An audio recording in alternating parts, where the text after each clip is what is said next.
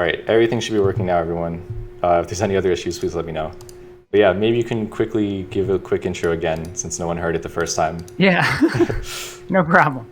I'm Sean from Delisted Games, and I got started. I've been writing, and now I have to close a tab that's making a lot of noise. Close.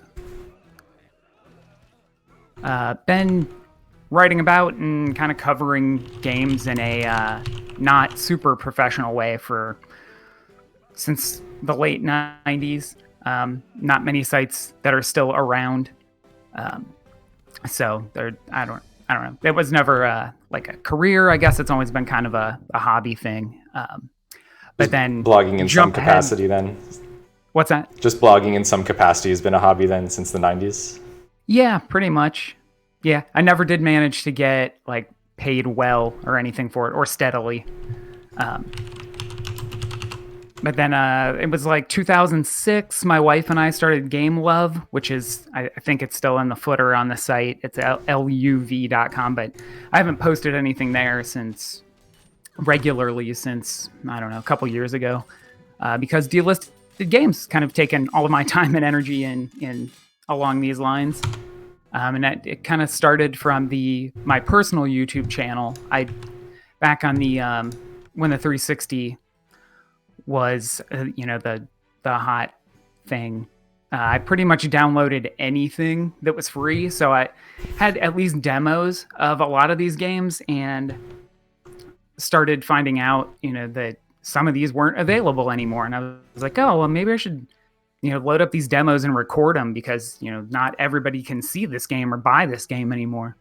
And just kept getting comments on the YouTube videos, like right below, one below the next one. Why can't I get this game? Where can I get this game? Where did it go? And so I got tired of answering in every reply and thought I should just start a site. And it was such a naive thing to begin. That's how all good projects start.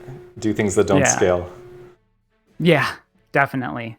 And build them on WordPress. Yeah, use Google Forms and WordPress. Yeah.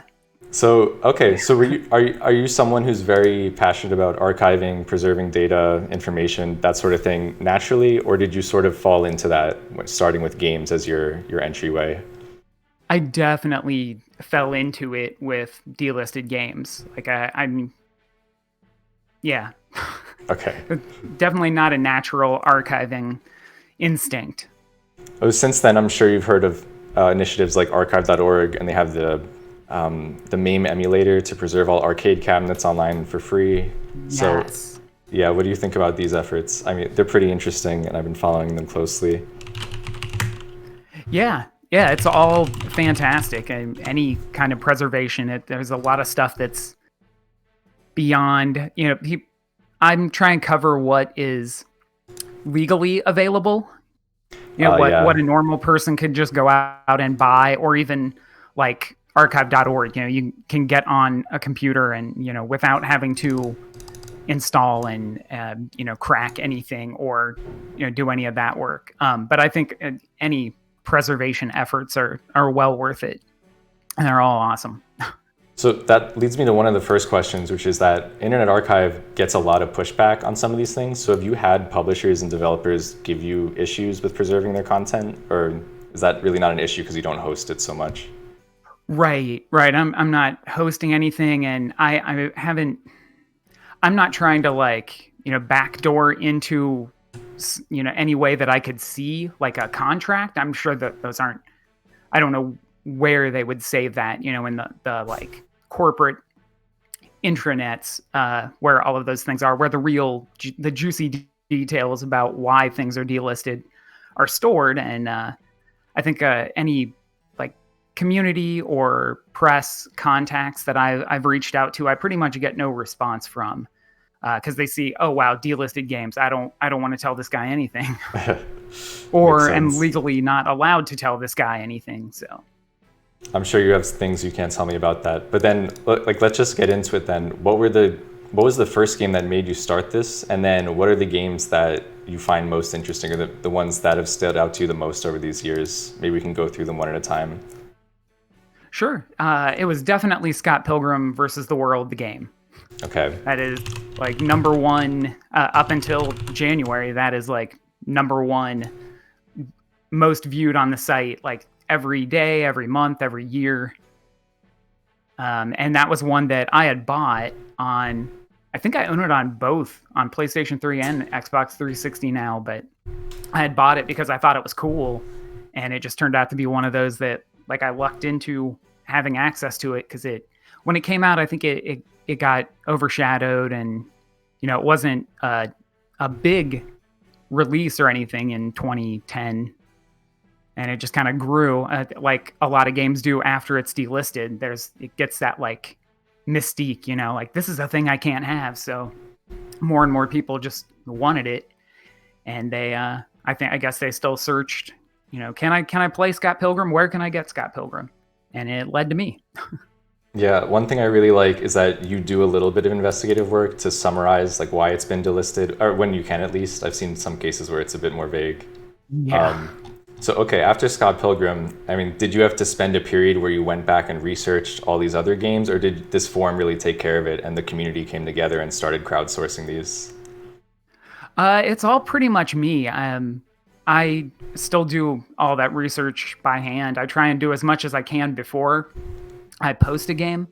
So it's not like when I first started it, I started putting up placeholder pages, and I wish I hadn't now because they're buried. They're like years old in posts. I'd have to republish them to get them to surface now if I update them. And the idea was I just wanted to get more names of games on the site so people could see like, okay, this was delisted. But I really do like to get as much information as I can before I publish it, and I guess as much information as I can gather in like a short amount of time, because there's so many of them to add. I don't, and no one game is like my life in researching. So I'm kind of going for volume. Yeah, you're the curator of other people's work basically when it comes to this. Yeah, there's plenty of sources. I mean, Wikipedia has a lot of information about this stuff that I just kind of take that delisting part and pull together. But then for submissions, a lot of what people submit is, they happen to be looking through their own history and they're like, oh, I can't get this game anymore. So they'll say they couldn't get it on 360 or something, but I'll do the extra work to check PlayStation 3 or Steam or wherever else it was released. So when you put these updates out, are these all incoming tips from viewers and listeners, or are they just you doing research or have some sort of notification set up? It used to be me doing research, but I have so many submissions from people now that it's just an endless stream of stuff ahead of me to work on. So I like to go through people's submissions first because, first of all, they took the time to reach out and tell me, even something, even if it's just like the name of a game and they know nothing else about it.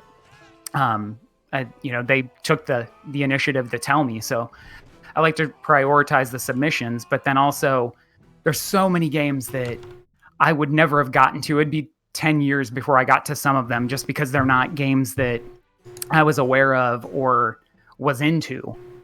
Especially a lot of online games that have shut down instead of being just removed from sale. So I think it's just a wider source of or a wider variety of games from those submissions than the things I would come up with on my own. Okay. Another question I had then is like, how do these people figure these things out? Is this something where it just coincidentally they look and it's not there anymore? Because I'm sure there must be some sort of store API or some sort of notification they put out to resellers. Like this must be an automated process somewhere. Finding out what's delisted? Yeah, like there must be a trick to finding this out. Maybe you could automate it somehow. I don't know how TrueAchievements.com does it. Battle Network, I know they have True Trophies now, but it doesn't seem to be quite as in depth as True Achievements is. Mm-hmm. I think they still do like a monthly roundup of delisting games, and they'll just say like, hey, in this month we know all of these games got delisted. So I feel like they might have a developer account or some kind of connection to the data that comes out of Xbox, which I do not. That's kind of going back to when we were looking at archive.org. Like, I don't have the technical understanding to get into an API or any kind of database connection stuff to try and pull that out. I know there are a lot of people doing that work. Really dig into like the database structure of the PlayStation Store and stuff like that. But for me, it's really all just like, can I load it up and check a website or check on the console and see if it's still there? And a lot of archive.org captures to see like, well, when was the last time it was there? I see. So, and then do you make an effort to go out and try to get a copy of this game for yourself in most cases? Or are there just like ones that are your favorite that you focus on and the rest you just archive or back up on your website? No, I don't try and get a lot of them. I was thinking about it for a while, but there's some games like, well, especially online enabled ones, like you could get a game, but then never be able to actually do anything with it at this point. And I'm not trying to necessarily like, beat the clock and get a physical copy of a game before it shuts down. Yeah, that's a different sort of initiative. Yeah. It kind of goes along with, I was also going to say, pointing out true achievements. A lot of the people that find this information are the trophy hunter types or achievement hunters.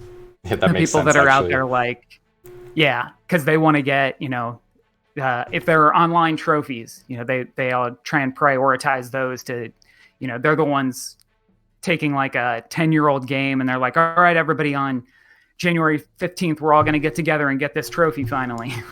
That's actually kind of interesting. I've heard about one or two communities that have had to do that.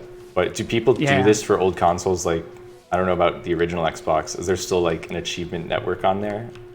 It's tied to Xbox Live, there right? weren't achievements on the original Xbox, but there. Oh, that's right, 360. Yeah.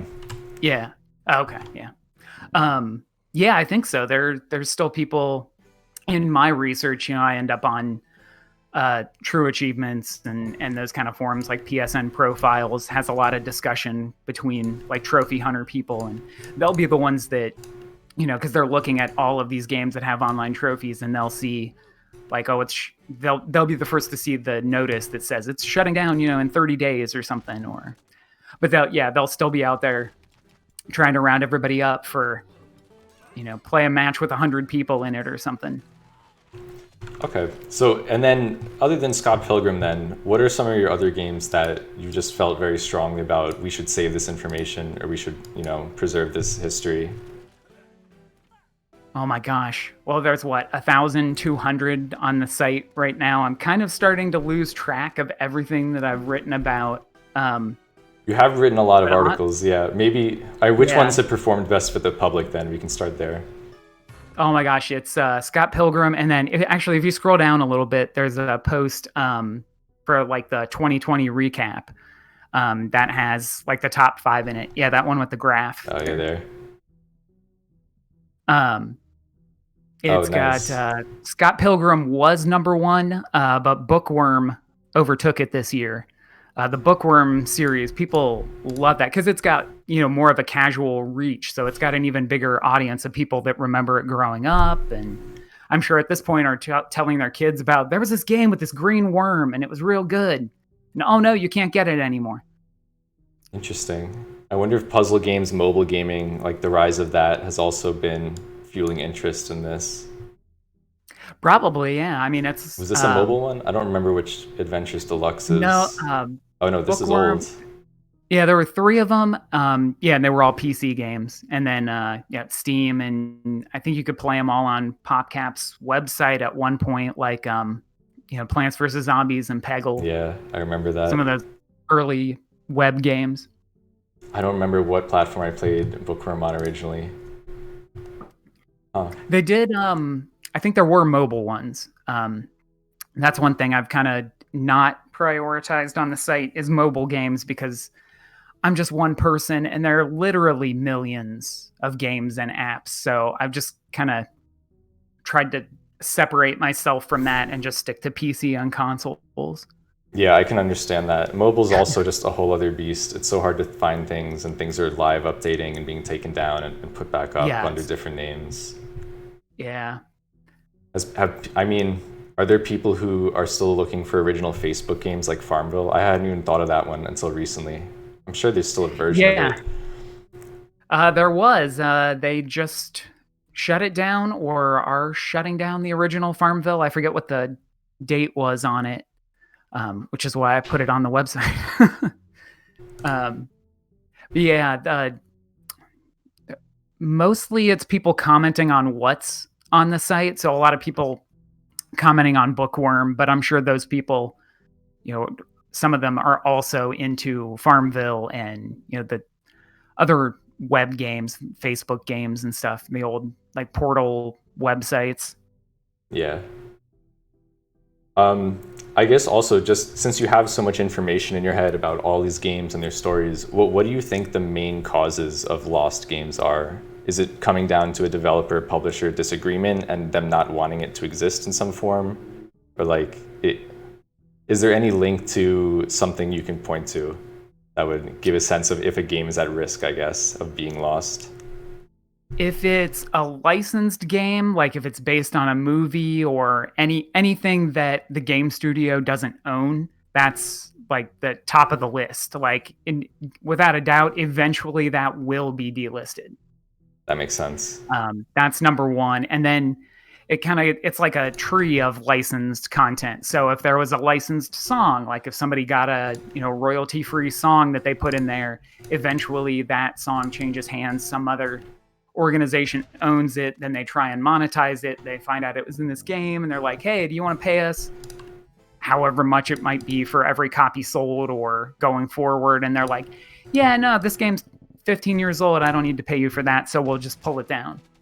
So it's usually one of those cases. It's based on a Interesting. license or it has licensed content in it, So, which sometimes it's hard to tell. Like the original Mafia had a whole soundtrack of 1920s songs, and the licenses, 2K's licenses to those expired, and that's why Mafia 1 was delisted the first time.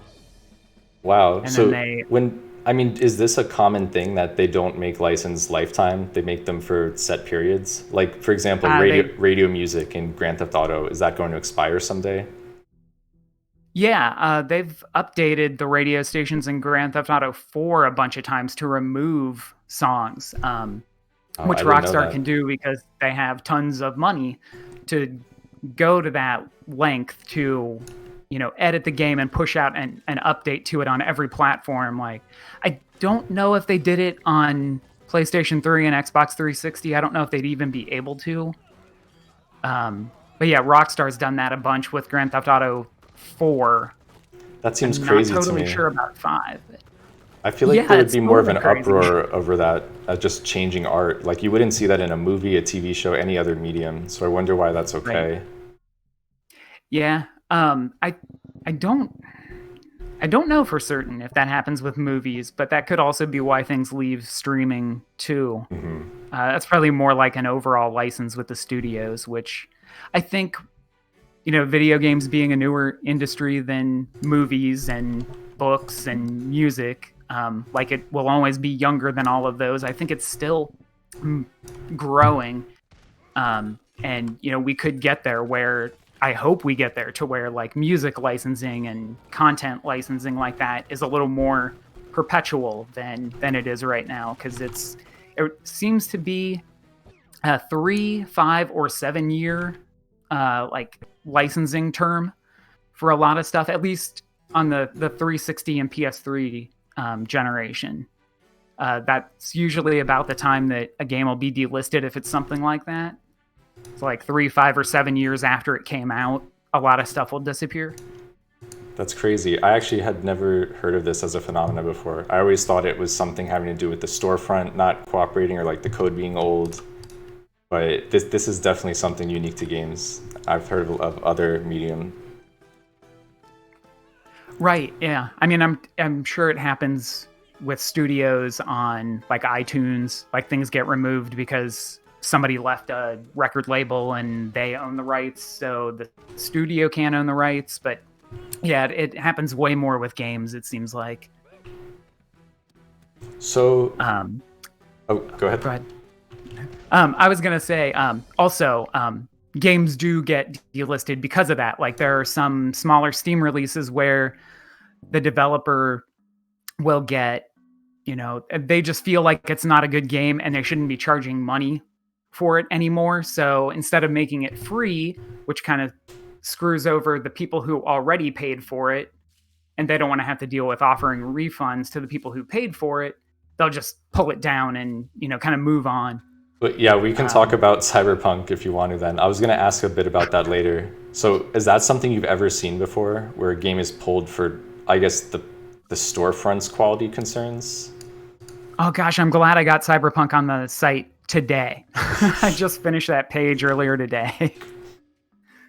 um, I haven't seen one quite like that, especially on PlayStation, to where Sony themselves are like, this isn't good enough, or this is ruining people's experiences with our console, or tarnishing our name. We're gonna pull it down.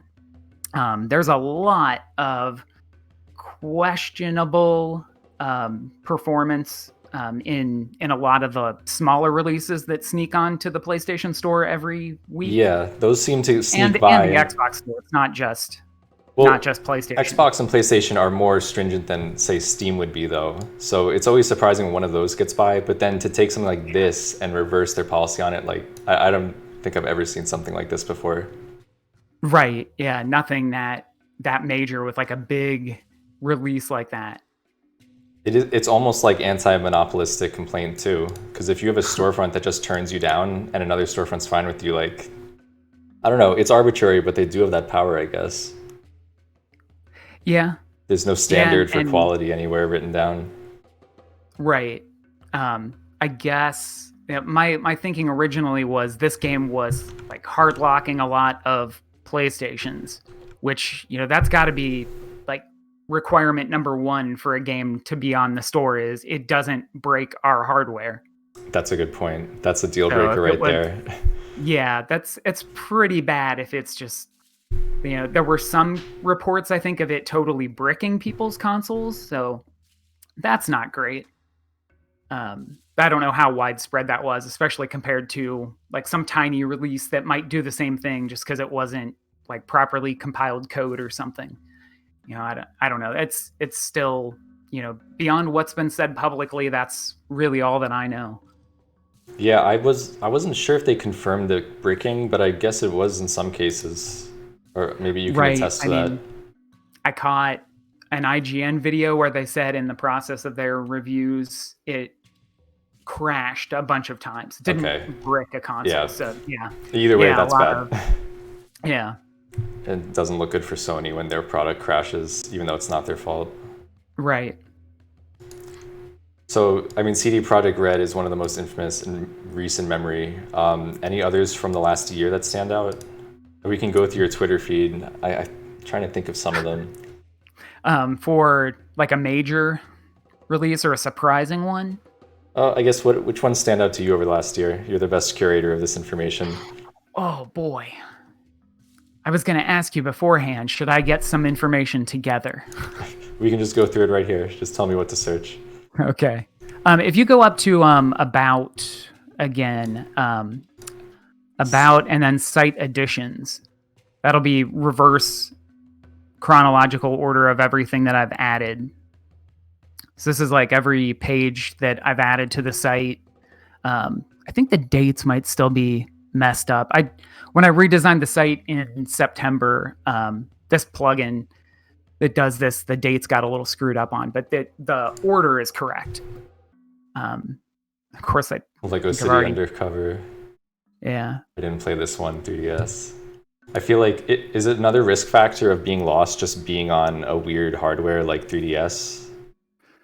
Definitely. I mean, eventually, Nintendo shut down the Wii shop, and then there was fear that they had just shut down all the DSiWare titles, but that turned out to be a glitch, and they all came back online back in, well, it was earlier this month. Sheesh. It's been a long month. But yeah, Nintendo doesn't seem to shy away from shutting stuff down. Oh, definitely not. Like they shut down the DSi shop on a DSi, but thankfully most of it came over to the 3DS, which was cool. But now we're to the end of the 3DS and kind of wondering how much longer they'll support that. Yeah, I always figured too, just because I come from a background where we play Melee and other games through emulators, it seems like Wii is able to be exported to some format and saved relatively easier. It's probably more of an issue with live games, right? So are there any... Well, I guess there's that one game that the YouTuber wrote about, that one Nintendo browser game. I can't think of any other examples of live service Nintendo games, though. Like... Oh, I'll have to find the one I'm thinking of. Hold on. yeah. The was it that Mario Royale one? Or was it an official Nintendo? I'm gonna have to find it. Okay. There was a YouTube video about it. Oh, yeah, it was Nick Robinson's video on Snowdrift Land. That was a browser game, I guess. It wasn't a Wii game. Oh, okay. I don't know that I'm too familiar with that. He basically has a whole story about how he remembers this browser game, and it was like an advent calendar, and it was lost. He goes and finds the original creators of it, and they're trying to get some sort of port of it so that people can play it again. Right. Yes, I saw that video posted, but I didn't get to watch it. Right, yeah, I saw that title, but didn't get to watch this yet. Okay, maybe we won't talk about that case then. But yeah, going through this list too, I recognize a bunch of these titles from, it looks like a lot from the 360 era. Some of these Steam ones I definitely don't recognize, but I assume Steam has a high turnover, right? A lot of random ones pop up and just disappear. Yeah, like those right there, Siberian Digital and Dagestan Technologies are pages, but each page has all the titles that got banned from Steam. Oh, wow. For their violations. Oh, there we go. Yeah. Would you say Steam is by far the highest number on all your database? Absolutely. I don't actually know if I have the most Steam games added of them all, but for games that are released and delisted, yeah, it's definitely. It's got to be. What's like the breakdown? In the thousands. Well, you have however many thousand in the site. Would you say like 50% of them are just Steam? Let me look. Actually, I think it still shows the count. If you go to the extinct list, I think under the games has the counts. Yes, Steam. I only have 156 extinct games on the site. Gosh, does my page even break them down this way? I haven't used my site in a long time. Yeah, Steam, I have 406 Steam games total on the site. Yeah, I see here a 156 are Steam, and then 94 Xbox 360. Those seem like big ones. 81 PS3. Yeah, and that was the era that I had the most stuff downloaded from, so that's where I started. So that's the most of those games that are on the site, and that's also really the first console generation that there was a big enough marketplace to be delisted. Yeah, like there were. This isn't a global list by any means. There is some sort of cherry picking of the data. Yeah, and I'm not trying to go through alphabetically or like chronologically and add things in order. It's just as they're submitted or as stuff comes up, and then dropping everything when something gets, like Cyberpunk gets delisted at the end of December, and trying to get it on the site or at least get a news post up about it. Wow, I just noticed there's Oculus here too. There's already VR games getting lost, and that's going to be a whole other issue. I'm sure there's plenty more than that, but VR is a side that I haven't been able to keep up with because I have no VR. PlayStation 2. It seems like you prefer your older hardware. Yeah, I'm definitely a retro, like a not so much a collector, but definitely like a retro gamer anymore. Partially because of all the games getting delisted. I'm tired of buying this stuff and then having it go away. Yeah, from a consumer standpoint, it feels wrong in a way. Like, I mean, this is true of anything. Like when you pay for music and they can just yank it from you, like Apple, or same with movies and some platforms. So maybe this will be something they put in law where you'll be able to actually own your games at one point. But as long as you rely on an online store, this is definitely a risk that comes with the convenience. Right. It's, you kind of have to accept that if you're going to buy it, no matter how cheap it is on sale. Like it could still go away. Are there any other games that stand out to you from this last year? Like, I guess also like, have you ever noticed one from your own inventory, or what am I saying inventory? Your own library just disappearing. Like, when does it become real for you?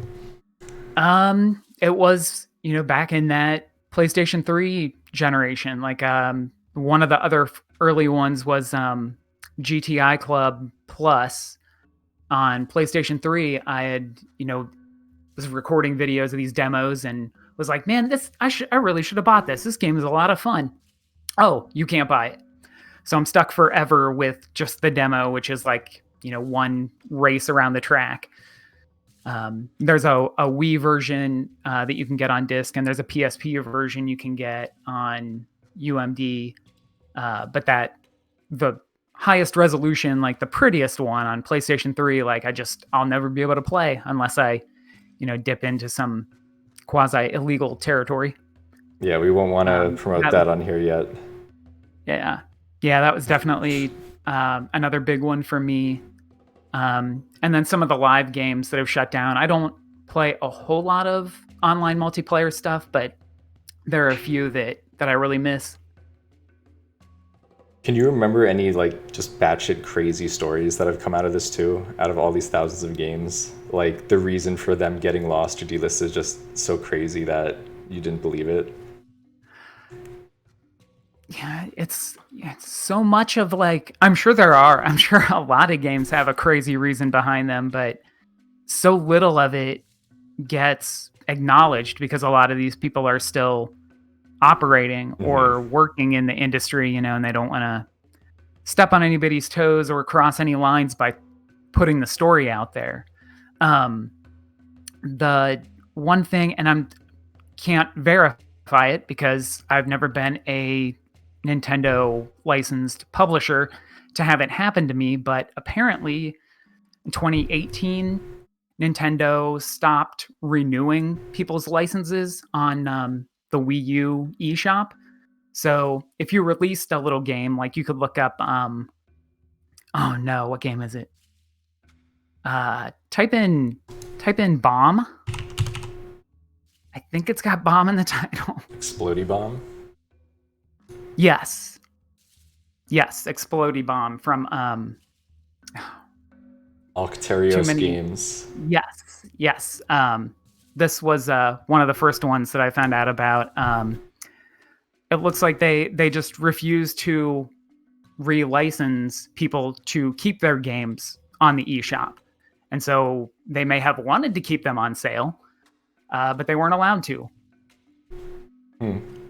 That's another rare case. And that just seems crazy. Like, I'd like to pay you, Nintendo, to be able to give you a cut of the game that I sell. And they're just like, nah, we're good. And this was a case where the game was perfectly fine before, they just didn't renew it? Yes. Supposedly. This is... I'll hearsay, yeah. Haven't gotten confirmation from anybody at Nintendo, obviously, because they probably wouldn't want to acknowledge something like that. That was at least the rumor. And there are several games that are delisted on the Wii U in North America, but they're still for sale in Europe on the Wii U from the same small developer. So it's a Nintendo of America specific type of thing. Yeah, so I'm familiar with the case of, I think, Meme Runner, where they took it down because I think it was like alleged copyright infringement with the designs, but also quality control issues. And then they sort of made a sequel to it and they slightly changed it. Like, I don't know. This seems like a case where they were fine with it the first time around, and then they just kind of screwed them over. Something seems weird here. I think Meme Runner 2 was their own memes. Like none of them were borrowed from the internet. Oh, so that was the main So issue. I think that's when we all found out that you could copyright a meme and sue people over it. But that's all Nintendo cared Which about. It wasn't the low quality or anything And like the that. other thing is, I don't know, because there's still some pretty low quality stuff that's been delisted from the Switch, and at least one that I can think of that was relisted. So they managed to brush it up enough to get it back on the store, but somebody Huh. just submitted that the other day. I haven't gotten to look into it yet. But yeah, I'm not sure how many delistings because of just low quality. Like as long as it's functional and doesn't crash the system or lead to an exploit or something like that. I don't know how often that actually gets pulled off the store. I used to think that was a criteria for pulling a game, but I'm not so sure about it anymore. But Maybe based on, that's because the bar has slipped on it. oh, that's actually a good point. Maybe the bar has changed, but also just Nintendo's history in general, going back, they've always been hesitant about letting people use their own official platform or official cartridges. Maybe it's just a culture thing, but there's Yeah. definitely a shift where they have to start letting people develop for their consoles, and maybe now they're trying to figure out what the right balance is. Yeah, I'm sure. And every time, not necessarily a CEO. I mean, I wouldn't put it all like, Reggie wasn't the one approving every game, but the whole administration, even between Nintendo America and Nintendo Europe, their standards and what they'll let slide changes over time.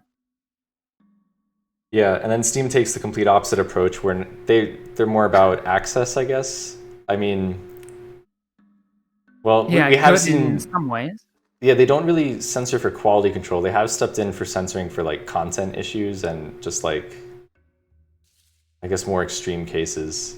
But yeah, I guess Right, anything or really. exploiting like a lot of some of those pages where it was a whole, all the Oh, games it's from true. one developer or publisher are, from what I heard anyways, was them abusing Steamworks tools, which maybe they were trying to boost their game up, or yeah, they were doing like not paid reviews, but review boosting. Yeah, you're right. That is a case where I can see them taking it down for quality. I forget the name of that one publisher. Dagestan or Siberian. Well, those were ones you had here. Wasn't there Digital Homicide or something? Yes, yeah, that was one. They did a bunch. We're happy Yeah, there we about go. a lot of those going away. And that seemed to be a business model around 2016. You definitely don't see it as much anymore. Maybe they've cracked down on it enough. Yeah, or they're more aware of people trying to, work the system that way. I wonder if people are actually like seeking to archive these games too, if there's a demand for that. I'm sure there. There must be I mean, someone. after I think about it a lot, and I haven't really said it publicly a lot, but I think that everything deserves to be preserved in some way. Like, there's no game where I'm like, I definitely used to think it, but now having done all of this, like even this kind of stuff, somebody put some amount of effort into making it a game, and it seems like kind of a shame that it's not around. Even if it's just buried on archive.org or somewhere. It doesn't necessarily have to be for sale, but I'm not one to say like, gee, I'm glad that game's gone. Yeah, definitely not. I would agree with you. Like we have no sense of what usefulness we could get out of it as a whole society. Maybe people in thousands of years could get use out of having it. If it doesn't cost anything to store it and we're doing it anyway, we might as well suck up Yeah. everything and let them deal with it later. That's Right. generally my take on it for archiving. Yeah. Digital Homicide. So, okay, we've gone through a few different methods of how things are lost. So it's like weird console platforms, very cheap or poor quality games, online centric games where there's just no infrastructure once they get turned off. All these seem to have a solution too, though. That's the uplifting part of this. Is there any case where a game is gone and you don't think it's ever coming back? There's no way for it to see the light of day? I know we have extinct games, but feasibly, if these are found again, they could be powered, Yeah, I mean, there are more and more people growing up with the education, like the technical education to do the work, to just take the code from somewhere and reverse engineer it and put it back online. Like, really, the licensing of it would be the biggest hurdle, and an online enabled game, especially, like that always seems to be the hardest to bring back. People spend, like, fan communities spend years trying to reverse engineer and get, like, servers back up and running, and like Yeah. content delivery servers for where the DLC lived or where textures came from or something. So those are definitely the hardest. But I mean, outside of the licensing, I don't think anything from, like, this generation of like the 360 generation, like when digital only games really kind of came into their own, is completely lost. I'm sure there's some stuff that only exists on one guy's hard drive in a garage somewhere, and we're probably getting close to things, falling apart, or like the last hard drive that has a game on it being damaged beyond recovery. Yeah, we've all heard this story of Prince of Persia and how that was recovered. I don't know if the viewers have seen it, but you should look into that. It's a pretty good story. There are a few documentaries about it. Mhm. Is there a hope that, I don't know if public domain covers this, but that someday in the future these things will be allowed to exist on their own free? Or is that just, again, a legal thing that we have to look into? It's probably now, like the whole abandonware thing it's still like borderline, because ownership changes hands so many times. So eventually, a game that's, technically abandonware, somebody could scoop up the company that technically owns it and finally basically go back through the books and be like, oh, wait a second, we own Lotus Esprit on, Commodore 64 or something. And then wherever that's being served right now, I don't know if, like, does Abandonia still exist? I haven't looked into abandonware stuff in a long time, but they could go. That one won't be on there. There you go. Library of Old Games. Oh yeah, it looks about like it did the last time I ended up there. It looks like a library of old games. Yeah. So, someone could go finally, with the legal power, could dig far enough down into what they own and go pull something off of a site like this. Or if they really wanted to fight for it, try and pull it off of archive.org or somewhere like that. Yeah, I really feel, I don't know what archive.org's position is, but I know at least in some cases bands have gone to them and told them to take down their content, and filmmakers have done that too. So I wonder if they're at the point where these really old games for arcades even have people coming out and trying to shut them down. And I wonder if there's a legitimate reason for that, or if that's a power that they're only going to have for a certain amount of time. It seems weird that they would be able to do that in perpetuity. It does, yeah. Yeah, I think right now it just comes down to the legal stuff and the licensing stuff. And I thought about that a lot too. Like, what it would take to change that is like a complete overhaul of intellectual property licensing and legal terms worldwide. So it would take an awful lot to change it to where, like, every game that's released is safe and will be preserved and available somewhere legally going forward. Yeah, there Like must to be say it's a lot easier, but having looked into all this stuff, it really is like just changing the laws of how the world works. Well, it's good to know that's the root cause then. It's just our complicated legal system. Because, I mean, when you look at them in terms of art, I don't think there's no real argument for this other than the person who owns this should be able to make money until they're done with it. And then it should probably be turned over to the public. I think it's similar to all IP. But if anyone has an argument against that, I guess I would hear it. I'm sure some lawyers have an argument against it. But deep down, even they know. All right. I mean, If you want to wrap it up, I still have 10 minutes if you want to keep talking. It'd be interesting to hear about any interesting experiences you had while blogging, maybe not directly related to gaming itself, but just about being a writer and owning a website, because we're all going through that. I mean, I heard you built this on WordPress. Do you regret that? Do you wish you had changed that now, or are you going to change it in the future? I still don't have the technical experience to change it to a better database based site. So I'm just going to keep on going until it gets so big that the WordPress database dies. Because I could said in my little about page, like I started it with WordPress because that's what I knew and what I could get started with.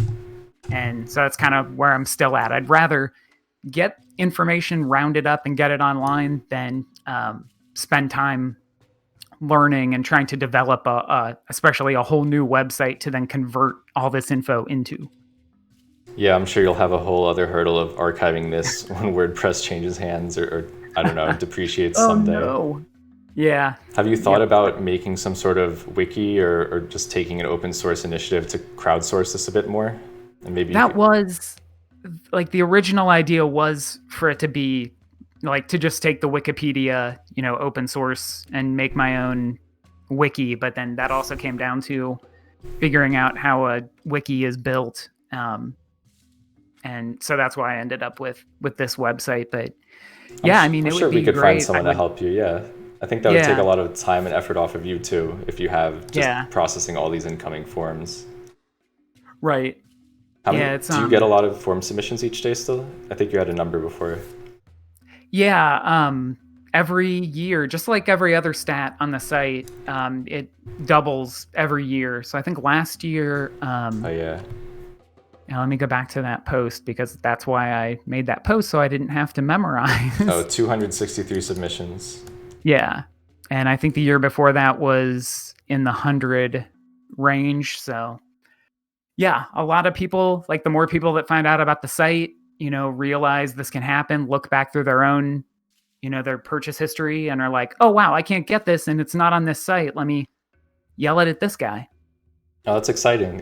It's good to see your progress too and growing as a site. So clearly there's interest in this. Do you have future plans for it? I have no plans except to keep doing what I'm doing right now. That's a good plan. Don't break it. I this year, 2020 especially, like kind of felt the weight of it all and being like, is this it? Can I keep doing this? But somehow like have been rejuvenated. So I'm still going at it. And it's not like I'm not trying to be the only person writing about it. I haven't found anybody else that's into it enough to do this kind of work every day to keep adding stuff to it. Which is why I really appreciate the submissions because, that's a part of it. Definitely. I don't have to go out and look to find the games. They're at least, coming in. Yeah, it's admirable. I think it's nice to have someone who curates all this and organizes the chaos because otherwise you would just have hundreds of peoples across forums of the internet crying in pain as their their games are taken from them. Right. Yeah, and that was another part of why I started it, like looking up information about all these games. Like you could find a little bit on Wikipedia or like a little bit on a fan site, but one place to just see like what all is delisted, I couldn't find at the time. And so I wanted to build it for that, to pull it all together and to give people a place to come and be like, man, I miss this game. Like I know it's gone and I can't buy it right now, but maybe I can type a comment down here and feel a little better about it.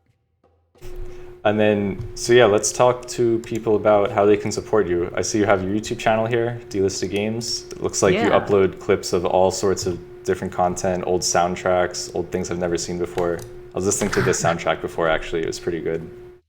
Which one? The Spelunker World PS4 soundtrack. I'd never heard of this before. That's one of the online games that I really miss. And that music was super good. The YouTube channel, I wish I had more time to like make a video or even upload a trailer for every game that I post on the site, but that would be cool someday. That's a whole thing of its own. So yeah, I try and do like all of those PlayStation Store captures, or like scrolling through all the DSiWare games. I think that's useful, a couple times a year if I can get to it. All right, so mainly people can support you through YouTube, you'd say? It looks like you have a Patreon too. Is that active? It is, yeah. I have one gracious patron so far. Oh no. Hopefully you get some more. I think you may have a different link in your YouTube. Yeah, this is your link. All right, it's Patreon Delisted Games. Yeah. Yeah, Patreon or Ko-fi. Ko-fi. That one's just sort of, like throw a tip or something. It's appreciated greatly. I'll post this in chat for our 5 viewers. Throw them a coffee, guys. Saving the world of game preservation. And then, of course, your website here, your Twitter. Everyone should follow his Twitter. He posts interesting stuff all the time. That's how I originally found him. I wish I remembered the first game you posted, but I'm sure someone retweeted it in my circle and I found it, and I just started getting hooked on seeing a different thing each day. The first game you saw? Yeah, someone had retweeted a post you had made maybe 2 years ago, and then I was one of your earlier followers, I think. Wow. Well, thank you. I can't remember. I wasn't that early of a follower, but if I remember that game, I'll at least get a time span down. But yeah, yeah. If there are any viewers with questions, I guess now's a good time to ask them. If not, I'll let you go. Yeah, fine. Sorry, I haven't kept an eye on the chat. Much. It's okay. No one's talking. They're just listening. We had 10 at one point. Now we're at 6. I appreciate Alex. He has made they have made some submissions. Shout out to Alex. Alex K Videos 1. Yeah. Big fan of Delisted Games, clearly. I'm sure he submits stuff, or she, or they. Yeah. Yeah.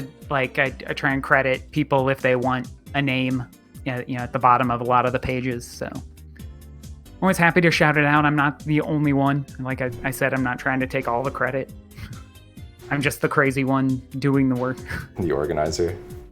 I guess I'll plug this too, just because it's sort of overlapped. I'm working on this multi-game online tournament, raising money for Direct Relief. The thing standing out is that we're trying to preserve the fighting game communities around these very small, old, niche fighting games. Last Blade 2, of course, Marvel vs. Capcom 2. But I think these are a bit more modern, but some of these are a bit older. Have you heard about Sailor Moon S? I have played Sailor Moon S once, maybe? The one that's just completely broken. Every move is like an insta-kill, and there are people who still play it. Oh, God. No, not recently enough. No. I think I only played one on the 3DO, and I don't know if that was Sailor Moon S or some variation of Sailor Moon. This is a game where fireballs do more damage on block than on hit, and just they did not know how to code a game. Awesome. So of course people would build a fighting community around it. Yeah, there's people dedicated for all these little games here. Yeah, that's beautiful. Oh, Notion says, just started getting notifications on deleted games. Loving the conversation. It's very interesting. I'm glad you liked it. Yeah, thank you all. I'm hoping to do more of these casual conversations just with random interesting accounts. So maybe you can come back one day, give us an update about future delisted games or anything else going on. Do you have any other projects, by the way, besides games in general? No, that's really all. Just kind of, working my day job and then squeezing in delisted where I can, and then some time to actually play games every once in a while. Notion asks, is there any alarm bells for when certain games become deleted? Unfortunately, it's it's also part of the contracts that say they can or cannot even tell people that a game's going to be removed. So that's why sometimes stuff just disappears, and other times, they can give you like a week advance notice. And of course, it's not the caliber of news that every major site covers, and it's real easy you can't follow every single publisher out there to catch when they might say a game's going to be shut down. So unless you're actively looking through like every game you're interested in and checking their social accounts, it's basically impossible to tell when one's going to be delisted. Yeah, other than like online, like I guess the ones with server shutdowns, that's a bit scheduled in advance. But most of the ones I see you post about, it's just out of nowhere. They just take them down for one reason or another. Yeah, which was kind of, that was a revelation to realize, like, oh, like it's even in the contract, like you can't tell people when we're gonna pull this game, or you can't put it on sale, X number of days before we're gonna pull it. So that's why sometimes you don't see a farewell sale when they're gonna pull shut it or remove a game from sale. That's a good point. I never thought about that either. Because it seems like if I'm someone who licenses it, I would want to make as much money off it before I'm not allowed to sell it anymore. And I guess they write into that. Yeah, Notion follows up. Why do you think they do that? I guess my gut instinct is just they don't want to show weakness in the store of the game. Like they don't want to indicate that they're going to pull it anytime soon. Maybe that's a sales thing. And then if you do put it on sale, then the people who just paid full price want a refund, or they're even more upset about it.